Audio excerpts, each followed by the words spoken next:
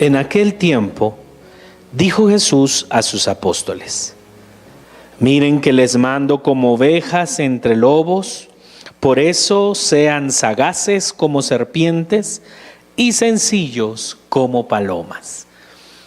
Como recordarás, hace unos días te explicábamos que el Evangelio, según San Mateo, está dividido en 5 grandes discursos y que en estos días el Evangelio de la misa diaria ha iniciado la reflexión del segundo discurso de este Evangelio. Un discurso que tiene que ver con la misión de los discípulos. En este discurso, Jesús le dará las directrices a los discípulos para llevar a cabo la misión. También les hará advertencias de lo peligroso, del rechazo, de la traición que sufrirán si viven radicalmente el Evangelio, si se convierten en verdaderos portadores de la buena noticia.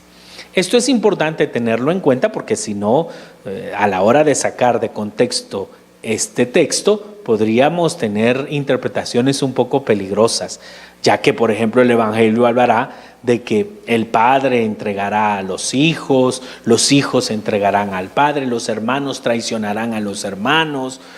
Claro, hay que entender que estamos hablando del año 70, 80, época de persecución, época de martirio, época en que si te convertías tú, probablemente no se convertía un familiar tuyo, y si ese familiar no te denunciaba, pues no solo eras condenada a muerte tú, sino también tus familiares, porque te encubrieron.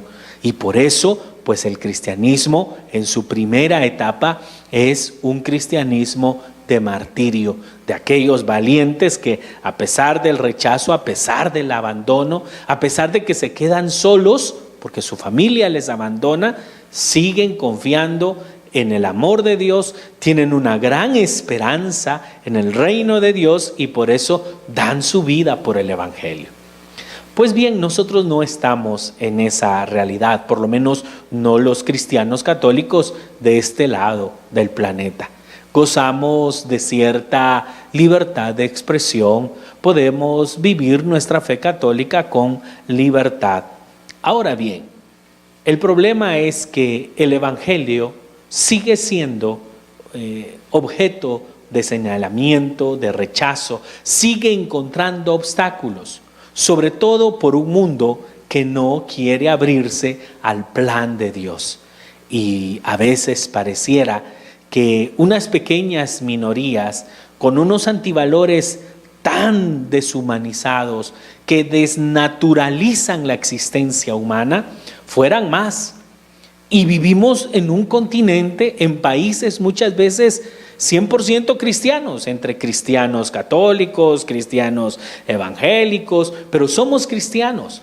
Y sin embargo, las pequeñas mayorías logran hacer cambios a la Constitución, a nuestras constituciones de las repúblicas, porque logran que el aborto sea autorizado, se logran otro tipo de relaciones y de matrimonios que desnaturalizan al ser humano. Y sin embargo, pues ellos tienen como más fuerza, como más determinación a la hora de presentar. Y los católicos muchas veces nos quedamos muy pasivos. El doctor Fernando Casanova, un gran amigo mío, me decía cuando platicábamos, cuando yo era protestante, me decía, me parecía que los católicos eran demasiado respetuosos. No se metían en discusiones, si escuchaban a otro decir algo contrario a su fe, ellos se quedaban callados. No sé si era por exceso de respeto o por falta de formación y por lo tanto calladito te ves mejor. Lo cierto es que a veces nosotros nos quedamos callados cuando tenemos que hablar.